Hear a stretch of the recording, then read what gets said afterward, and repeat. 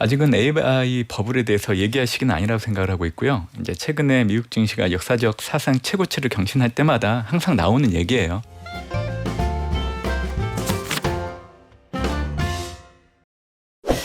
앞서서 저희가 성과급 이야기 전하고 총수일가의 자산이 얼마나 늘었다 이런 얘기 전해드렸는데 포트폴리오를 보면 대부분의 투자자들은 좀 심란한 시점이 아닐까 싶습니다. 금리 인하가 예고는 되어 있는데 시원하진 않고 또 금, 은 가격은 다시 올랐고요. 이런 상황 속에서 중국의 빅테크 잘 나간다는 얘기 있는데 앞으로 미국의 M7 종목들 요 괜찮을까요? 이런 상황 속에서 투자자들은 어떤 전략 세워야 할지 대신증권 문남중 수석연구위원에게 들어보겠습니다. 안녕하세요. 안녕하세요.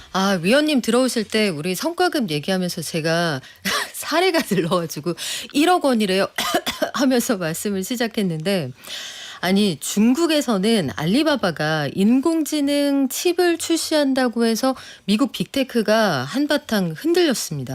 이게 딥시크 처음에 공개가 됐을 때처럼 그 정도로 우리가 큰 충격으로 받아들여야 되나요? 앞으로 이런 소식은 많이 들으실 것 같아요. 계속? 하지만 내성이 생길 걸로 좀 보고 있기 때문에 주식시장이 미치는 영향력은 점점 줄어들지 않을까라는 생각을 좀 해보고 있습니다. 최근에 알리바바가 자체 AI 칩을 만들었다라는 소식이 좀 전해졌는데요. 좀 주목할 부분들은 TSMC가 아니라 중국 기업들이 파운드리를 통해서 제작을 한다라는 게 좀 의미가 있을 걸로 좀 보고 있고요. 어차피 알리바바는 중국 최대 클라우드 기업이기 때문에 시간이 지날수록 자체적으로 좀 칩을 만들려고 하는 니즈는 상당히 커질 수밖에 없는 상황이었습니다. 대외적으로 놓고 본다고 하더라도 미국 정부가 반도체 수출을 제한하면서 엔비디아가 만들고 있는 H20 칩이 공급이 불안정했기 때문에 네. 사실 중국 기업들의 자체 개발 속도를 높이는데 영향을 줬던 부분들은 좀 있었던 것 같고요. 아직까지 알리바바가 만든 AI 칩의 성능에 대해서는 알려진 건 없는데 H20 제품과 비교를 해보면 이와 비슷하거나 이를 소폭 상회하는 정도라고 보시면 될 것 같아요. 시장에서는 알리바바가 AI 칩을 만들게 된다라고 하면 중국 기업들이 많이 사용할 수 있다라고 그렇게 해석을 하는데 제가 오늘 오기 전에 중국 주식을 담당하고 있는 애널리스트 실제적으로 중국인이세요? 한번 여쭤보니까 네. 알리바바가 AI 칩을 자체적으로 만든다고 하더라도 이 중국 기업들이 이를 활용할 가능성은 그렇게 높지 않다라고 얘기하더라고요. 그거 왜 그럴까요? 자세한 얘기는 들어봐야 되겠지만 네. 알리바바가 자체 칩을 만든다고 하더라도 엔비디아가 비교를 해봤을 때 성능이 떨어지니까 그러니까 효율적인 부분에서 놓고 본다고 하면 경쟁력이 안 된다라고 그렇게 좀 해석하는 것 같아요. 앞으로 이런 소식들은 계속 언급이 될 겁니다. 그렇지만 주식시장이 미치는 영향력은 좀 제한될 걸로 좀 보고 있고요. 아마 올해 3월달 딥시크 등장이라는 거를 염두에 둔다라고 하면 이렇게만 받아들이시면 돼요. 중국은 사실 경제가 좋지가 않아요. 하지만 올해 딥시크가 등장하면서 구조적인 경제 문제보다는 장기 성장성을 염두에 두고 시장의 시선이 옮겨가기 시작을 했죠. 그렇게 됐던 이유는 앞으로 AI 산업이 발전해 나갈 때 미국이 주도로 리더십을 발휘하기보다는 중국도 어느 정도 영향력을 끼칠 수 있지 않을까라는 시장의 관심이 고조되는데 영향을 줬던 상황이라고 보고 있고요. 특히 미국과 경쟁했을 때 포인트는 저비용, 고효율, 공개 형태의 AI 모델을 구축을 해 나가고 있기 때문에 앞으로 중국 내에서도 AI 산업은 좀 성장할 여지는 있고 아마 그 발단이 이제 딥시크가 되지 않았나 해서 이 정도 의미를 두시면 되지 않을까 생각을 해요. 그러면 투자자 입장에서는 궁금한 게 실제로 그게 얼마나 쓰이건 쓰이지 않건 주가는 기대감으로 가잖아요. 그러면 미국 증시에서 한동안 횡보한다 이런 느낌이 있을 때 중국장으로 넘어가신 분들 꽤 계시고 지금도 아마 저는 중국 테크 ETF 이런 쪽으로 갈아탔어요 이런 분들 계실 텐데 그쪽으로 투자 비중을 좀 늘리는 건 지금 어떻게 괜찮은 방법인가요? 이번 달만 놓고 보면 네. 저는 중국 증시 하락할 수 있다라고 좀 얘기해드리고 있거든요. 이번 달에 중국 하락할 수 네. 있다. 근거는 뭘까요? 사실 최근에 중국 증시가 강세를 보였던 바탕은 미국과의 무역 합의, 특히 미국이 중국을 상대로 고유 관세 부과하려고 했던 것들을 90일 유예해 줬잖아요. 사실 그게 중국 증시가 상승하는 데 가장 큰 요인이었습니다. 그리고 올해 연간으로 놓고 온다고 하면 중국 경제가 좋지 않기 때문에 정책 당국이 추가적인 부양책을 계속 꺼내되지 않을까라는 기대가 주가에 먼저 반영됐거든요. 근데 올해 상반기 중국의 성장률을 놓고 온다고 하면 평균적으로 5.3% 전년과 비교했을 때 성장을 했어요. 올해 연초 제시한 중국의 올해 경제 성장률 목표가 5% 안팎 정도 되는데 이를 상회를 해버렸죠. 그러면 중국 정부 입장에서는 추가적인 부양책을 꺼내드는 그 시점을 계속 늦추려고 할 거예요. 이 얘기는 결국 주가가 하락할 수 있는 동인이 될 수 있다는 거죠. 그래서 이번 달만 놓고 온다고 하면 중국 증시 쉬어갈 가능성이 상당히 높다라고 보고 있어요. 그리고 저는 길게 놓고 본다고 하더라도 중국은 2012년도부터 중국 경제가 둔화되기 시작을 했거든요. 그리고 개혁 개방하고 나서 중국의 성장 메커니즘을 놓고 온다고 하면 토지 정책과 부동산 시장이 있었는데 중국의 지금 부동산 시장 현황을 놓고 온다고 하면 지난해 하반기 때 부동산 초점 경기 부양책을 꺼내들었기 때문에 네. 중국의 70대 도시주택 가격 지수가 조금씩 올라오고는 있지만 레벨로 놓고 온다고 하면 아직은 미흡하다라고 평가를 할 수밖에 없거든요. 그러면 이런 여건이라고 하면 사실 중국이 미국처럼 계속 성장을 하고 증시가 상승하기에는 좀 어려운 부분들은 있다라고 해요. 그래서 저는 상승할 때마다 좀 비중을 줄여야 된다라고 얘기해드리고 있고 오히려 중국 증시에 투자를 하시려고 하면 저는 오히려 미국에 투자하는 게 더 나은 대안이 되지 않을까라는 얘기를 계속 드립니다. 현재 상황에서도요. 네. 아니 그것도 궁금했어요. 지금 말씀하신 것처럼 중국의 이 체감하는 바닥 경기는 굉장히 냉랭한데 주가는 보면은 올해 들어서 홍콩 증시가 먼저 달려갔고 이제는 본토 증시도 7월 한 달 동안만 봐도 거의 10% 올랐거든요. 8월에도 좋았고 이게 경기는 되게 안 좋은데 증시는 되게 뜨겁고 이건 왜 그런 거예요? 중국인 입장에서도 대체 투자처가 없는 상황입니다. 그러다 보니까 이 시중의 유동성들이 주식시장에 유입되는 거죠. 특히 올해 이제 중국 증시를 놓고 온다고 하면 밸류에이션 측면에서는 싸다라는 인식은 분명히 있거든요. 물론 올해는 많이 올랐지만 지난해까지만 놓고 온다고 하면 상대적으로 주가가 많이 오르지 못했던 대표적인 증시였기 때문에 그래서 중국인들조차도 대체 투자처가 없는 상황에서 증시로 매수가 몰린 부분들이 사실 최근에 중국 증시가 올라갔는데 가장 큰 영향을 줬던 부분들이 있는데 저는 항상 이런 얘기를 해드려요. 펀더멘탈이 갖춰지지 않은 국가 증시는 계속 성장하기 어렵다. 그 대표적으로 이제 청취자분들이 이렇게 생각하시면 돼요. 해당되는 국가의 성장률이 있고 이자율이 있을 거예요. 우리가 투자를 해야 되는 국가는 이자율보다는 성장률이 높은 국가가 되어야 돼요. 예를 들면 미국의 경제 성장률은 22년 2분기 이후 올해 1분기 때까지 분기별 평균으로 2.1% 성장을 해오고 있어요. 근데 미국의 이자율을 그냥 미국채 10년물 기준으로 놓고 온다고 하면 이를 상회하고 있잖아요. 네. 그러면 미국 기업들은 돈을 벌고 있는 거예요. 그러면 투자를 하는 거죠. 근데 반대로 한국을 예로 들어보면 한국의 올해 경제 성장률 전망치가 1%를 하회하고 있잖아요. 근데 지금 한국은행의 기준금리는 2.5%잖아요. 그러면 기업들이 돈을 벌기 어려운 환경이라는 거예요. 사실 한국 증시가 신정부가 들어서면서 허니문 효과 때문에 단기간에 많이 올라오긴 했는데 불안한 거죠. 그래서 앞으로 이제 투자하는 국가를 선택하실 때는 단순하게도 이자율보다는 성장률이 높은 국가를 택해야 되는데 그 대표적인 국가가 미국이라는 얘기를 좀 드리고 싶어요. 야, 미국 그 큰 나라가 성장이 괜찮다니 그러게요. 속보치보다 잠정치 나왔을 때 성장률도 올라갔다는 걸 최근에도 확인을 했는데 얘기가 나온 김에 이제 미국하고 중국발 뉴스들 전체적으로 보면 우리나라에 그렇게 유리한 호재가 될 만한 뉴스가 최근에 많지가 않았거든요. 특히 어제 삼성하고 하이닉스 이제 중국에 만약에 장비 들여가려면 건건이 허락받아 이 얘기가 나와서 굉장히 긴장했단 말이죠. 이거 앞으로 우리나라 반도체 주가에 얼마나 영향을 주게 될까요? 단기적으로는 좀 한국의 삼성전자, SK, 하이닉스 주가에는 부정적이라고 생각을 하고 있고요. 아마 이제 언론 보도 통해서 이제 들으셨겠지만 그동안 이제 미국은 신뢰하는 기업 같은 경우에는 반도체를 수출 이런 부분들에 대한 통제를 일정 부분 좀 제한했던 것들을 좀 풀어줬던 정책이었죠. 그래서 우리가 보통 검증된 최종 사용자라고 해서 이 범주 안에 중국 내 삼성전자 유한공사 그리고 SK 하이닉스 유한공사가 들어갔던 상황인데 이 두 회사뿐만 아니라 SK 하이닉스가 인수한 인도반도체 유한공사까지 명단에 들어갔기 때문에 내년 1월부터는 사실 중국 내 공장에 미국의 첨단 반도체 장비를 들어오기가 상당히 어려워졌습니다. 이 얘기는 뭐냐면 사실 지금 중국 정부 내에서 삼성전자를 예로 들면 생산하고 있는 반도체가 최첨단 반도체가 아니에요. 그렇죠. 최첨단보다 단계가 낮은 첨단 반도체인데 이 공장을 계속 업그레이드 하려고 하면 미국의 첨단 반도체 장비가 필요해요.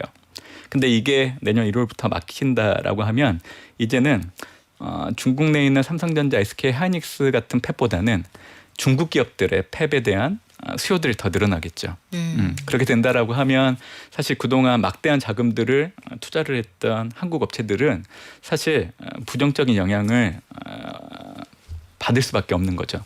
그래서 저는 오늘은 이제 국내 증시가 조금씩 반등하는 흐름을 좀 보이고는 있지만 저는 8월 달 고점으로 해서 이번 달까지는 좀 국내 증시가 좀 쉬어가야 되는 구간에 들어섰다 보고 있는데 그 한 축이 이제 삼성전자, SK 하이닉스 주가가 이번 달에는 조금 더 하락할 여지가 있기 때문에 부정적인 영향을 줄 여지는 있다라고 생각해요. 그래서 앞으로 삼성전자, SK 하이닉스 같은 경우에는 당연히 미국 정부와 중국 정부가 이 부분을 해결해 주는 거를 보여준다라고 하면 다시금 주가가 반등할 수 있는 모멘텀을 얻을 수 있겠지만 이게 조속하게 합의가 이루어지지 않는다라고 하면 중국 산업에 대해서는 다시금 사업에 대해서 재편을 해야 되는 부분들은 있지 않을까라고 생각을 해요. 네. 그러면 여기서 궁금해지는 게 중국 내 팹에서 중국에서 필요한 인공지능 칩을 만든다. 근데 엔비디아도 마찬가지고 SK 하이닉스가 돈 많이 벌었던 게 HBM이 많이 들어가서잖아요. 근데 그거 없이 중국은 만들 수가 있을지 한국에서 HBM 납품 이런 거 좀 해달라고 계속 협상을 하고 있는 걸로 알고 있는데 혹시 극적 타결로 한국에서 HBM 중에 조금 성능이 덜한 거 그거는 사올 수 있게 해줄 그런 극적 타결 가능성 이런 건 없을까요? 그 엔비디아가 중국에 수출하는 전용 모델이 H20이잖아요. 근데 올해 7월 트럼프 행정부가 일정 조건 하에서 중국에 수출을 허가를 했는데 지금 현장에서는 실질적으로 그 제품이 중국으로 들어가진 않고 있어요. 왜냐하면 매출액의 15%에 대한 기준이 명확하지 않다 보니까 엔비디아가 수출을 지금 못하고 있는 상황입니다. 그러다 보니까 엔비디아의 올해 2분기 실적을 놓는다고 하면 H20 매출이 전혀 반영이 되지 않았던 상황이죠. 사실 이 얘기를 해드리는 이유는 지금 삼성전자가 엔비디아의 H20 그 칩에 HBM을 납품을 하고 있죠. 네. 근데 이런 연결고리를 놓고 온다고 하면 한국 업체가 중국을 상대로 직접적으로 이제 제품을 판다라는 거는 좀 어렵다고 저는 생각을 해요. 결국 엔비디아의 H20 칩이 중국에 수출이 일어나게 된다라고 하면 이에 대한 반사 효과로 삼성전자가 좀 수혜를 받을 수 있는 형태를 좀 보고 있죠. 그래서 엔비디아도 이번에 실적 발표를 할 때 3분기 가이던스 전망을 할 때 만약에 H20이 수출이 재개된다라고 하면 20억에서 50억 달러 정도 매출이 일어날 수 있다라는 거를 좀 얘기를 해줬거든요. 그래서 저는 이런 연결고리가 해소되어야 한국에 관련된 기업들이 좀 수혜를 받을 수 있지 않을까라는 생각을 좀 해보고 있습니다. 자, 그럼에도 불구하고 전체적인 시장 상황 볼 때 미국 시장에 대한 사랑은 우리 위원님이 다시 한번 확인을 해주셨는데 최근에 이게 비상장사라서 아무 말이나 할 수 있는 샘 알트먼이라 할 수 있는 말 같긴 합니다만 이거 인공지능 버블이 지나치다. 감당 불가한 수준이다. 그 얘기한 지가 좀 됐고 월스트리트저널 보니까 미국 증시가 닷컴 버블 때보다 고평가돼 있다 이렇게 주장을 했거든요. 뭐 저는 개인적으로 동의하진 않습니다만 S&P 500 이 관련해서 사상 최고치 갈 만큼 지금 특별한 호재가 없는데 이런 주장도 있어요. 보시기에 어떻습니까? 아직은 AI 버블에 대해서 얘기할 시기는 아니라고 생각을 하고 있고요. 이제 최근에 미국 증시가 역사적 사상 최고치를 경신할 때마다 항상 나오는 얘기예요. AI 버블과 관련된 지표들이 분명히 있습니다. 뭐 S&P 500의 상위 20개 기업의 PR가 닷컴 버블 때 동일한 기업들의 PR을 비교를 해보면 높다라는 거. 그리고 S&P 500의 PBR을 놓고 온다고 하더라도 닷컴 버블과 근접을 하기 때문에 그래서 이제 AI 버블에 대한 얘기를 하시는 분들도 있는데 저는 이제 그런 주요 지표를 통해서 보시기보다는 전반적인 그림을 좀 보시면 좋겠다라고 생각을 해요. AI 생태계를 놓고 보면요. 지금 우리가 경험하고 있는 거는 생성형 AI예요. 근데 이게 궁극적으로는 피지컬 AI로 가야 되는 부분들을 좀 얘기해드리고 싶고 AI 생태계를 놓고 본다고 하더라도 AI 모델, 반도체, 클라우드가 포함된 스테이지 1 단계예요. 지금. 근데 궁극적으로는 스테이지 3로 가야 되는데 스테이지 3는 플랫폼입니다. 네. 그리고 과거에 인터넷 혁명, 모바일 혁명 다 기억하실 거예요. 인터넷 혁명은 1989년도 웹 브라우저가 출시되면서 시작됐는데 그때 18년 지속됐어요. 그리고 모바일 혁명은 2007년도 아이폰이 출시되면서 시작됐는데 15년 지속됐죠. 지금 우리가 경험하고 있는 AI 혁명은 2022년도 오픈 AI의 챗 GPT가 출시되면서 시작됐는데 이제 기껏 3년 정도밖에 안 돼요. 앞으로 한 12년 정도 더 갈 수 있다라는 거죠. 그래서 제가 말씀드렸던 AI 산업 트렌드나 생태계 그리고 과거 혁명 기간 동안의 지속 기간을 감안한다라고 하면 아직은 AI 혁명을 두고 버블이라고 얘기하기는 어렵다고 생각을 하고 있고요. 지금 전반적으로 빅테크 CEO들이 하는 얘기가 있어요. 네. 공급보다 수요가 너무 부족하다. 그래서 가잉 투자가 가소 투자보다 훨씬 나은 대안이 될 수 있다라는 얘기를 계속 하고 있거든요.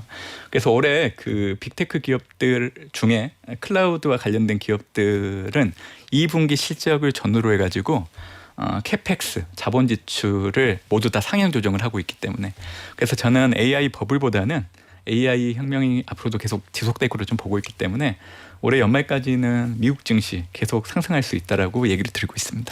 그러네요. 생각해보니까 2002년, 2003년 이때는 여러분 그때 신문에 경제면 보시면 어떤 기업이 홈페이지 구축 이게 경제면 톱이었어요.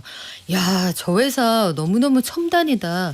홈페이지라는 걸 만들었대. 글쎄 이러던 시절이니까 그거 가지고 뭐 할 건지에 대한 구체적인 수금 계획이 없었거든요. 이제 지금은 실질적으로 돈을 벌고 있으니까 그때랑 좀 다를 것 같은데 아니 그나저나 M7 투자하는 분들은 사실은 S&P 500이 사상 최고치까지 갔다고 하는데 갖고 있는 종목에 따라서 체감이 안 된 분들도 계실 거고 지금 9월엔 또 조정이 온다고 하니까 마음이 싱숭생숭한 거예요. 이런 분들 어떻게 하시면 좋을까요? 9월 달에 특히 상반기 때 미국 증시가 쉬어갈 수 있다라는 얘기를 제가 7월 말부터 좀 하고 있는데요. 근데 감내할 수 있는 수준 정도로 보시면 될 것 같고요. 제가 21년에서 24년도 9월 달에 S&P 500 지수가 하락했던 그 폭이 마이너스 4.2% 정도 됩니다. 그래서 이를 올해 S&P 500 지수의 고점 대비 적용을 해보면 6,229포인트 정도 계산이 됩니다. 그래서 이번 달 상반월에 S&P 500 지수는 6,300선 전후까지 좀 하락할 여지는 있는 것 같아요. 그래서 그 정도 되면 역발상 관점에서 이제 비중을 늘리는 형태로 가시면 좋겠다라고 생각을 하고 있고요. 그 중심에는 M7이 계속 주도할 수밖에 없다라고 얘기를 해드려요. 저는 실적을 가지고 좀 얘기를 해드리고 싶어요. 올해 2분기 기준으로 M7과 S&P 500을 구성하고 있는 기업들 중에 M7을 제외한 493개의 EPS 증가율을 놓고 본다고 하면 M7은 26.6% 기업이 증가를 하고 있고요. 나머지 493개 기업 같은 경우에는 13.9% 정도 이익이 증가하고 있는데 상대적으로 M7이 기업 실적을 주도하고 있는 흐름들은 계속 이어지고 있는 겁니다. 그래서 지금 M7 기업들의 주가를 보고 단순하게 많이 올라서 비싸다라고 볼 이유는 없어요. 왜냐하면 기업 실적이 추정했던 것보다 시간이 지날수록 많이 올라오거든요. 그래서 저는 올해 남아있는 기간 동안에 미국은 경기 확장, 기업 실적을 감안한다라고 하면 올해 연말 정도 되면 S&P 500 지수 기준으로 6,800 정도까지는 올라갈 여지는 있다라고 보고 있기 때문에 이번 달 상반월 때 미국 증시 흔들릴 때 너무 두려워하실 필요는 없고요. 가지고 있는 주식은 계속 보유하셔도 되고 혹시라도 미국 주식 이제 좀 한번 사보려고 하시는 분들 입장에서는 좀 비중을 늘리는 좋은 기회가 되지 않을까라고 생각하고 있죠. 마음을 그렇게 먹고 싶은데 팔란티어나 테슬라는 이 소식이 없으니까 이쪽도 아마 마음이 두근두근 하실 거예요. 아까 어떤 분이셨죠? 저 아래 계셨는데 팔란티어 주가는 왜 이러나요? 이런 주장 많이 하시는데 최근에 그래도 서학개미들이 정말 많이 샀거든요. 이건 진짜 왜 그러는 거예요? 너무 단순하게 얘기 드릴 수도 있는데 네. 너무 많이 올랐어요 단기간에. 예, 이 주가라는 게 그 네. 기업이 벌어들이는 실적에 기반을 해가지고 동일한 발걸음으로 나아가야 되는데 팔란티어는 사실 한국인들뿐만이 아니라 전 세계 투자자들이 모두 관심을 갖다 보니까 자금 유입 속도가 훨씬 더 빨랐던 것 같아요. 그러다 보니까 주가가 훨씬 더 많이 움직이긴 했지만 네. 물론 이제 이런 기업들은 모멘텀이 많이 있잖아요. 네. 그래서 이번 달은 좀 쉬어가고 추가적으로 하락할 여지는 있겠지만 아마 올해 연말 정도 된다라고 하면 다시 제자리를 찾을 여지가 상당히 높다라고 생각합니다. 그래서 그 미국 주식 투자하실 때 단기간에 많이 오른 종목들이 하락하는 거에 대해서는 그렇게 크게 의미를 두지 않으시면 좋을 것 같고요.